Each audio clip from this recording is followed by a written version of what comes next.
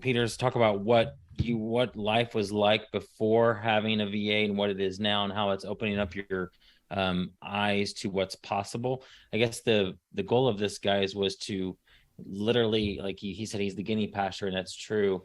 And it was like, Stephen and I don't know everything a pastor does. We've been in the church most of our lives, so we kind of have an idea of maybe what some things a pastor are doing or need to do, or things that maybe they want to get off their plate, that I think a pastor of a smaller church that doesn't have 500 staff members to go to, what they might need. But that's why we needed Peter to say, okay, what really does a pastor with a smaller church need? And so we just decided to put together like, here, Peter, here's your pastor, here's your VA. We're learning from him as far as what are the tasks that he has on his plate, and we were pretty sure that those are going to be a lot of the things that other pastors are going to need as well. But I guess, Peter, why don't you tell us, what was it like before? What are some of the things that you were doing that you didn't want to do that now you either have outsourced, or you're starting to think, oh, I could outsource this and this and this? Yeah. Okay. I guess when it really it started off with, on my church board, some of my members were saying, Pastor, you're just doing too much.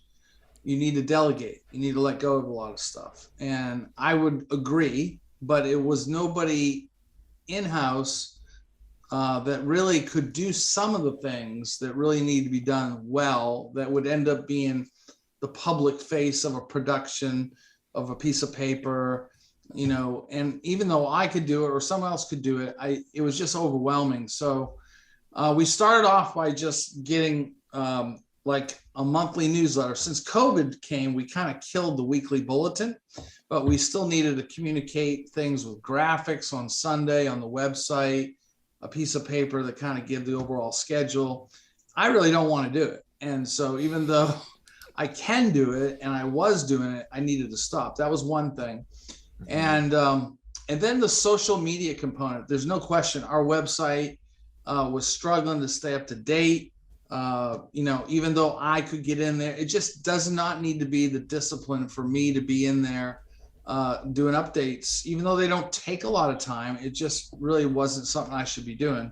Yeah. So a lot of the things really were technical oriented. Someone posted a comment earlier, what's the range of services? I think that's the part that appealed to me about your podcast originally, was that you were kind of saying, whatever you think you would like to get off your plate, let us know, and we're likely able to develop it or find a virtual assistant who can take it off your plate. Yes. And yeah, so that's still happening for me. So like the first few things were social media. Now, Jazz, I've got a colleague of hers named Red, and another guy in Kenya who's helping me out, Wisdom.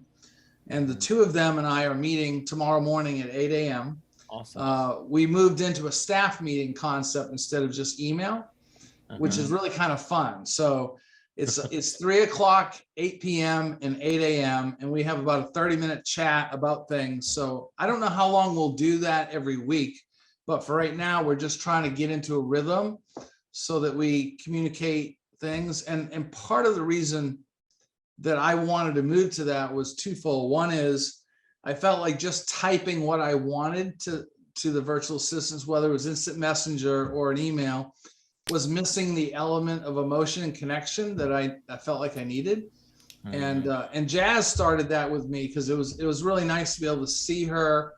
And I also felt like the virtual assistants, being much younger than I am, more savvy than I am, could potentially suggest something to me that would be better than what I was asking. We want to help you get your time back. So click the link below to get your free download.